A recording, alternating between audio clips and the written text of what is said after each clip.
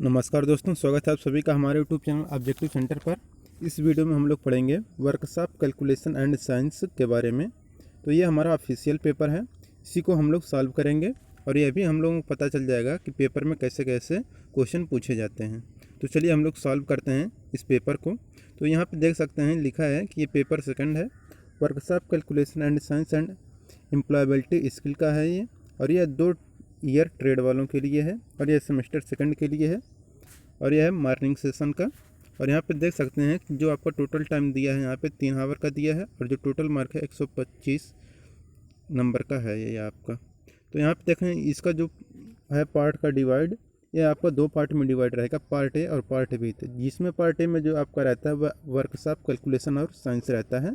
तो ये हमारा होता है 75 नंबर का। 75 नंबर के ये 3-3 नंबर के आते हैं एक एक क्वेश्चन। तो ये हमारा यानी कि पार्ट ए में हमारे 25 क्वेश्चन रहेंगे जो कि 3-3 नंबर के होंगे। तो चलिए इसी को हम लोग सॉल्व कर लेते हैं।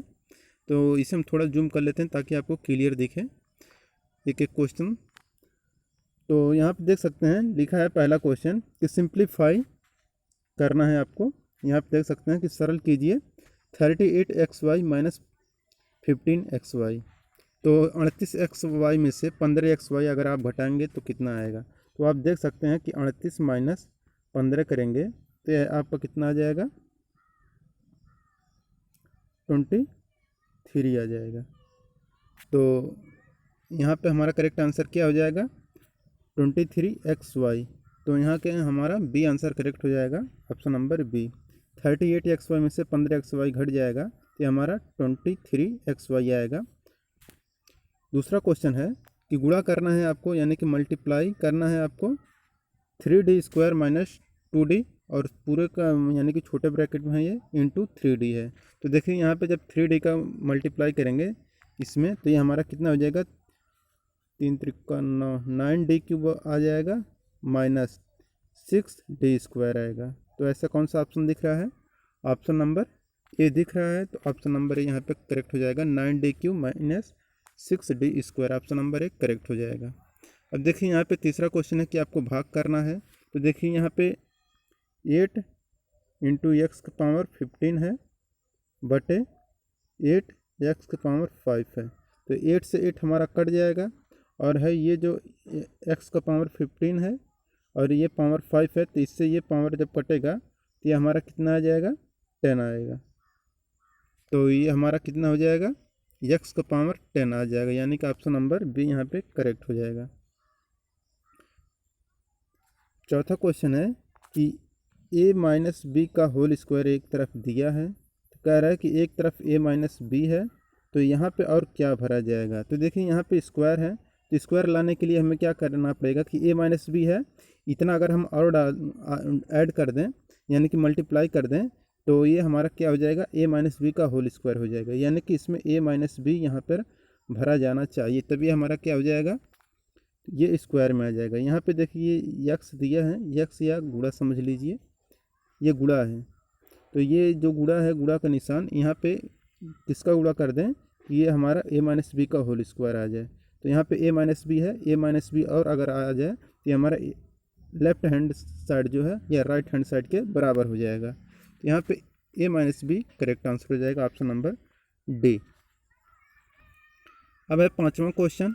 तो पाँचवा क्वेश्चन देख सकते हैं कि 2x + 5 = 23 - x दिया है।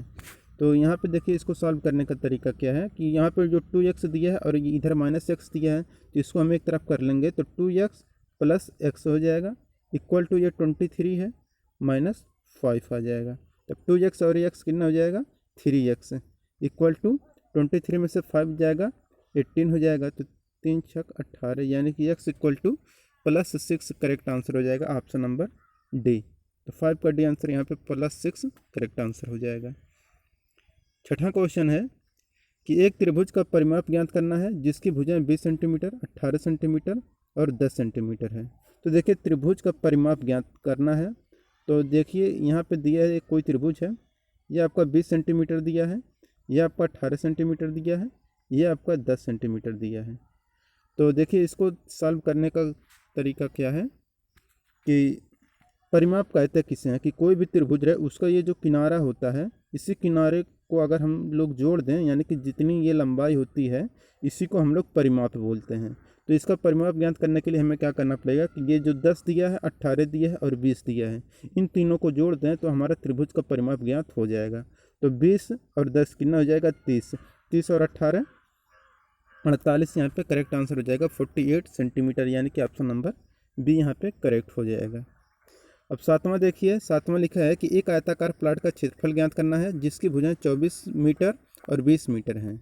तो देखिए अगर आयताकार है तो ये हुआ हमारा आयताकार, इसका क्षेत्रफल ज्ञात करना है। तो ये कह रहा है कि एक 20 सेंटीमीटर है और ये हमारा 24 सेंटीमीटर है। तो अगर हमें क्षेत्रफल ज्ञात करना रहता है अगर आयत का, तो हम लोग क्या करते हैं कि लंबाई गुणे चौड़ाई, ये होता है इसका क्षेत्रफल। आयत का क्षेत्रफल होता है लंबाई गुणे चौड़ाई। तो इसका हम लोग गुणा कर देंगे, 20 और 24 का गुणा कर देंगे तो कितना आ जाएगा हमारा, तो 24 दूना 48, यानी कि 480 मीटर स्क्वायर आ जाएगा। ऑप्शन नंबर ए यहाँ पे करेक्ट हो जाएगा। 7 का ए 480 मीटर स्क्वायर करेक्ट आंसर हो जाएगा। आठवां क्वेश्चन कह रहा है कि एक 20 सेंटीमीटर आधार तथा 8 सेंटीमीटर ऊंचाई वाले समकोण त्रिभुज का क्षेत्रफल ज्ञात करना है, तो कितना होगा। तो समकोण त्रिभुज है, तो देखिए समकोण त्रिभुज है ये, अगर तो ये हो गया हमारा समकोण त्रिभुज। कह रहा है कि 20 सेंटीमीटर आधार है, ये इसका 20 सेंटीमीटर है और ऊंचाई इसका 8 सेंटीमीटर दिया है। तो कह रहा है समकोण त्रिभुज का क्षेत्रफल कितना होगा। तो देखिए इसका जो क्षेत्रफल निकालने का सूत्र होता है, क्षेत्रफल निकालने का 1/2 गुणे आधार, यानी कि बेस इंटू हाइट ऊंचाई। तो 1/2 आधार गुणे ऊंचाई, तो इसका कितना हो जाएगा, यानी कि आप देख सकते हैं कि आधार हमारा 20 है और 8 है, फिर इन दोनों का गुणनफल करके आधा करना है। तो यानी कि 8 गुणे 20, फिर आगे 1/2 है ही, तो यहाँ से कट जाएगा, ये 2 से 4 हो जाएगा, 4 दूना 8, यानी कि 80 यहाँ पे करेक्ट आंसर हो जाएगा। तो 80 centimetre square option number B दिख रहा है। तो 80 सेंटीमीटर स्क्वायर हमारा करेक्ट आंसर हो जाएगा।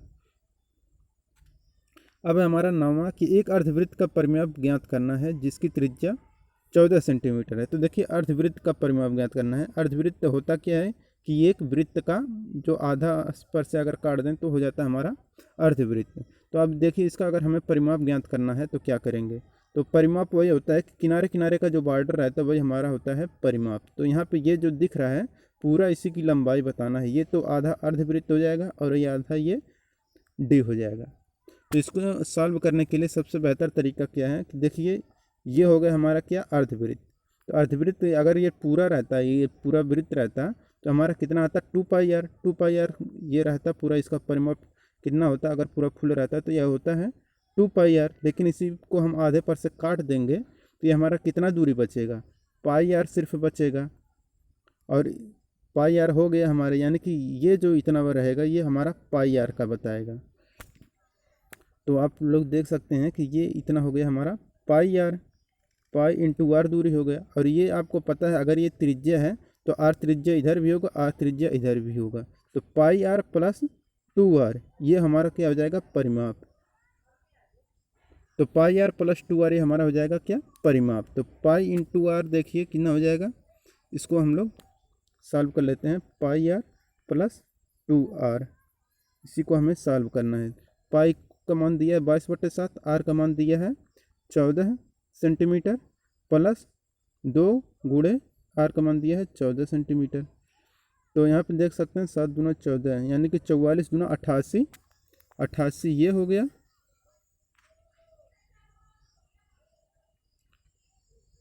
प्लस 14 दूना 28। आप कुछ गड़बड़ कर रहे हैं क्या, 22/7, सॉरी यहाँ पे पाई आर प्लस 2r था। तो पाई का मान होता है 22/7, आर का मान दिया है 14 और प्लस 2 गुणे 14। तो यहाँ पे 7 दूना 14, 22 दूना 44 होगा, तो ये हमारा 44 हो जाएगा, प्लस 14 दूना 28। तो 44 और 28 कितना हो जाएगा, तो 8 4 12, यानी कि 2 आ रहा है, यानी कि 72 होना चाहिए। तो ऑप्शन नंबर डी यहाँ पे करेक्ट आंसर हो जाएगा, 72 यहाँ पे करेक्ट आंसर हो जाएगा। अब 10 नंबर का क्वेश्चन है, एक 14 सेंटीमीटर व्यास तथा 20 सेंटीमीटर ऊंचाई वाले सिलेंडर का कुल पृष्ठ क्षेत्रफल ज्ञात करना है। देखिए यहाँ पे कुल पृष्ठ क्षेत्रफल की बात कर रहा है। तो देखिए जो सिलेंडर होता है वो इस तरह से होता है सिलेंडर, ये होता है हमारा सिलेंडर। तो कह रहा है इसका जो व्यास दिया है, ये हमारा व्यास दिया है 14 सेंटीमीटर। तो अगर त्रिज्या की बात करें तो ये हमारा कितना हो जाएगा, इसका आधा यानी कि 7 सेंटीमीटर ये हो जाएगा। और कह रहा है कि इसकी जो ऊंचाई दिया है यहाँ से यहाँ तक, ये हमारा 20 सेंटीमीटर ऊंचाई दिया है। तो कह रहा है इसका कुल पृष्ठ क्षेत्रफल क्या होगा। तो देखिए पृष्ठ क्षेत्रफल टोटल की बात कर रहा है। तो यहाँ पे इसका वक्र पृष्ठ का क्षेत्रफल क्या होता है हमारा 2πr × h होता है, ठीक। और इसके बाद यहाँ पे πr स्क्वायर यहाँ पे है, πr स्क्वायर यहाँ पे है। तो यानी कि इसमें 2πr स्क्वायर यहाँ पे जोड़ना है, या इसी को हम लिख सकते हैं, आप फार्मूला आपको याद होगा कि बेलन का संपूर्ण क्षेत्रफल जो होता है, संपूर्ण पृष्ठ का क्षेत्रफल, वो होता है 2πr × h + r। तो वही चीज़ लिखा है ये। तो 2 × 22/7 हो जाएगा। r का मान कितना दिया है आपका 7 सेंटीमीटर, h का मान दिया है आपका 20, और यहाँ पे हो जाएगा 7। तो 7 से 7 कट जाएगा, 22 दूना 44 आ जाएगा। 44 × 27 हो जाएगा आपका, यानी कि आपको गुणा करना है 44 × 27 का।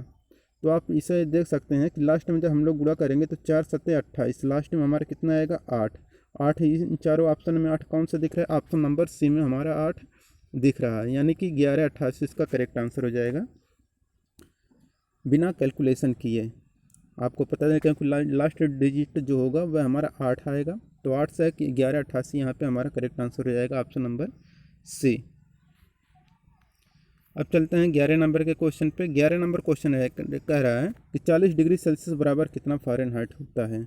देखिए इसको हमें सॉल्व करने के लिए क्या होता है, एक F - 32/9 = C/5, यही फार्मूला हम लोग यूज करते हैं। तो यहाँ पे दिया है कि डिग्री सेल्सियस में 40 दिया है, तो यहाँ पे हम लोग 40 मान रख देते हैं।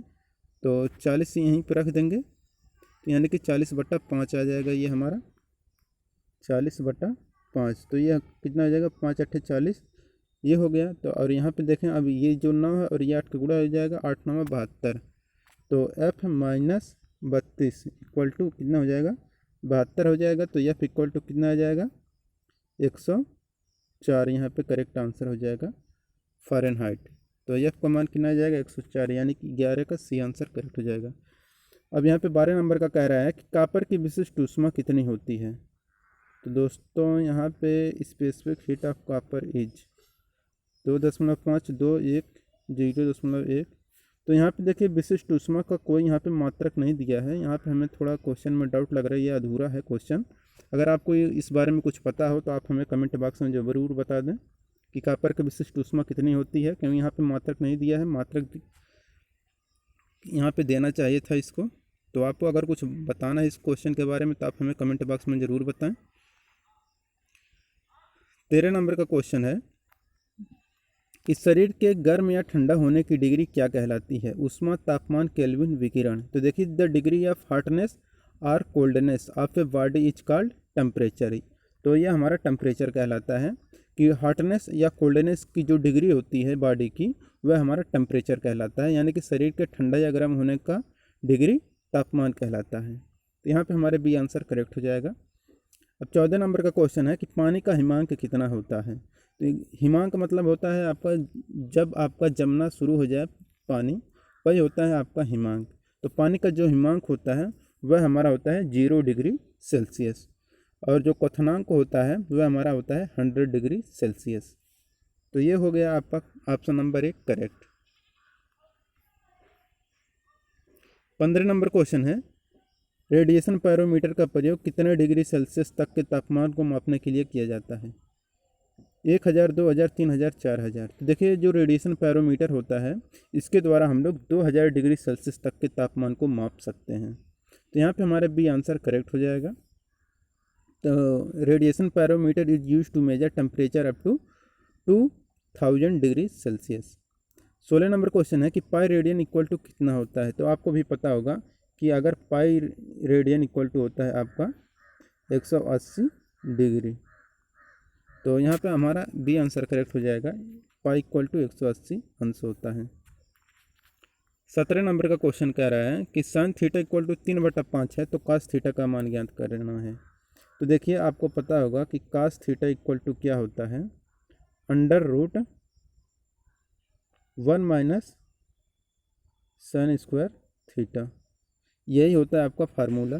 तो इस फार्मूले का उपयोग करके हम लोग सॉल्व करेंगे। तो 1 माइनस साइन स्क्वायर थीटा का वर्गमूल लेना है। 1 माइनस साइन थीटा का मान दिया है 3/5, 3/5 का अब हमें पूरे का वर्गमूल लेना है। ये कितना हो जाएगा, 1 माइनस 9/25। तो ये 25 में से 9 जाएगा, हमारा कितना आएगा 16। तो √16/25 का वर्गमूल कितना आ जाएगा, ये आ जाएगा हमारा 4/5, यानी कि ऑप्शन नंबर ए हमारा करेक्ट हो जाएगा, 4/5। अब 18 नंबर का क्वेश्चन कह रहा है कि किस एंगल पर साइन थीटा और कास थीटा का मान आपस में बराबर होता है। तो आपको भी पता होगा कि जो 45 डिग्री का मान होता है यह साइन थीटा और कास थीटा का मान बराबर होता है, और ये मान कितना होता है, 1/√2 के बराबर होता है। ये होता है हमारा 45 डिग्री का मान। अब है हमारा 19 नंबर का क्वेश्चन कि एक व्हील तथा एक्सिल में व्हील का व्यास 20 सेंटीमीटर, एक्सिल का 10 सेंटीमीटर है, तो वेग अनुपात क्या होगा। तो आपको बताना है वेगानुपात क्या होगा। तो यहाँ पे आप देख सकते हैं 20/10, यानी कि ये हमारा 2 करेक्ट आंसर हो जाए, ऑप्शन नंबर बी यहाँ पे करेक्ट हो जाएगा। 20 नंबर का क्वेश्चन है, विद्युत करंट के किस प्रभाव के कारण जनरेटर और मोटर दोनों कार्य करते हैं। ऑप्शन है भौतिक, रासायनिक, चुंबकीय, ऊष्मा, यानी कि by which effect of electric current both generator and motor are working, physical, chemical, magnetic, heating. तो देखिए विद्युत करंट के जिस प्रभाव के कारण जनरेटर और मोटर दोनों कार्य करते हैं वह रहता है चुंबकीय प्रभाव के कारण। तो यहाँ पे ए आंसर करेक्ट हो जाएगा, चुंबकीय प्रभाव के कारण। 21 नंबर का क्वेश्चन कह रहा है कि ओम का सूत्र क्या है। तो आपको भी पता होगा कि ओम का सूत्र क्या है, V इक्वल टू IR होता है। तो IR दिख रहा है, तो V इक्वल टू IR किस में दिख रहा है, आपका ऑप्शन नंबर सी में दिख रहा है, V इक्वल टू IR या I इक्वल टू V/R। यहाँ पे सी आंसर करेक्ट हो जाएगा। 22 नंबर का क्वेश्चन कह रहा है निम्न में से कौन सा कंडक्टिंग मटेरियल है, एल्युमिनियम, पोर्सिलिन, रबर, फाइबर। तो देखिए कंडक्टिंग मटेरियल जो होता है वह हमारा एल्युमिनियम है। तो यहाँ पे हमारा ए आंसर करेक्ट हो जाएगा, एल्युमिनियम हमारा कंडक्टिंग मटेरियल है। 23 नंबर का क्वेश्चन कह रहा है लिफ्टिंग मशीन की क्षमता 60% है, 3 मीटर से लंबे लगे बल पर 12 सेंटीमीटर भार खिसकता है, तो मैकेनिकल लाभ बताइए।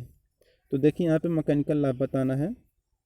तो यहाँ पे देखिए एक फार्मूला लगता है कि ईटा इक्वल टू मैकेनिकल एडवांटेज बटे वेलोसिटी रेशियो। इस फार्मूले का प्रयोग करके हम लोग लगा सकते हैं। तो यहाँ पे है थोड़ा क्वेश्चन ये बड़ा है, तो यहाँ पे लगाना संभव नहीं है, इसे आप लोग लगा लीजिएगा। आंसर हम आपको बता दे रहे हैं, ऑप्शन नंबर 1 करेक्ट आएगा, 15 आएगा। अब 24 नंबर का क्वेश्चन है कि प्रथम ऑर्डर लीवर का निम्न में से कौन सा उदाहरण है, लेमन,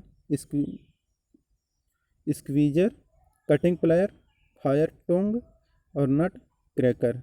तो प्रथम ऑर्डर लीवर का जो उदाहरण होता है वह रहता है कटिंग प्लायर। यह हमारा क्या आता है कि फर्स्ट ऑर्डर का लीवर होता है। तो कटिंग प्लायर यहाँ पे करेक्ट आंसर हो जाएगा। और ये 25 नंबर का क्वेश्चन जो कि बहुत बड़ा है, तो यह भी है हमारा होमवर्क, समझ लीजिए आप लोगों के लिए है। तो इसे आप लोग कमेंट बॉक्स में अपना आंसर ज़रूर बताइएगा, ये आपके लिए होमवर्क रहेगा। तो इसका हम आप लोगों को आंसर नहीं बताएंगे, कमेंट बॉक्स में आपको इसका आंसर बताना रहेगा। तो आप देख सकते हैं कि स्क्रू जैक में 0.25 सेंटीमीटर का पिच है का प्रयोग करते हुए लीवर की लंबाई 15 सेंटीमीटर है। यदि 6 टन भार को 51 किलोग्राम के बल से लीवर के समकोण पर उठाया गया है, तो जैक का वेगानुपात तथा मैकेनिकल लाभ ज्ञात करना है आप।